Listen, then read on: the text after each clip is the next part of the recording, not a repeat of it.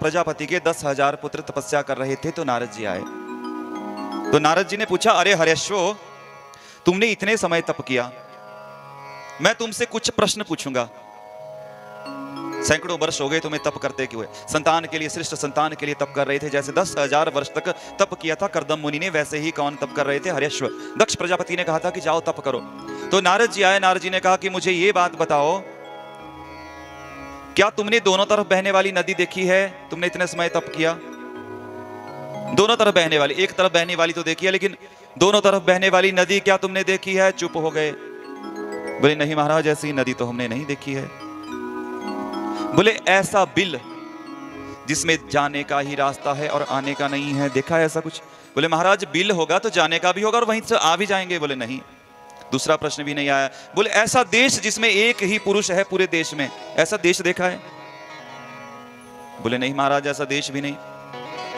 तो बोले मेरे चेले बन जाओ। बोले वृंदावन बिहारी लाल की क्या बन जाओ? मेरे चेले बन जाओ। बोले बताओ अब जो आपने कहा था वो क्या है? कौन है वो दो तरफ बहने वाली नदी? बोले ये माया की नदी दो तरफ बहने वाली नदी है। जब अपने योग के द्वारा, तपस्या के द्वारा, अपने अहंकार से, पूजा पाठ के द्वारा जब कोई इस माया से बाहर निकलने का प्रयत्न करता है, इस माया रूपी नदी से, ये और भी विकराल रूप धारण कर लेती है। इतना विकराल रूप धारण कर लेती है कि बाहर निकलना मुश्किल हो जाता है। दैवी हेषा गुणमयी मम माया दुरत्या मामेव ये प्रपद्यन्ते माया मेताम तरन्ति ते। तो ये कोशिश करके नहीं होगा, हाथ पैर मारने से नहीं होगा। तो भगवान क्या कहते हैं? मामेव ये प्रपद्यन्ते, जो ओनली मी, जो केवल मुझ पर डिपेंड हैं, जो ना अपने बैंक बैलेंस पर डिपेंड है, ना अपने पुत्र पर डिपेंड है, ना अपने पिता पर डिपेंड है, ना मित्र पर डिपेंड है। जो किस पर डिपेंड है? अन्याश्रयाणाम त्यागः इति अनन्यता। अनन्य भक्त कौन है? जिसे संसार के आश्रयों से कोई इच्छा, कोई भरोसा नहीं है। अन्य आश्रयाणाम, अन्य आश्रयों का जिसने त्याग कर दिया है, कृष्ण के अतिरिक्त जो भी आश्रय हैं। बोले ऐसा देश आपने कहा ऐसा बिल जहां से वापिस नहीं जा ही सकते हैं, आ नहीं सकते। बोले हाँ ऐसा भी है।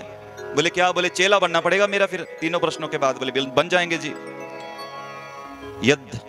यद गत्वा न निवर्तन्ते तद्धामं परमं मम।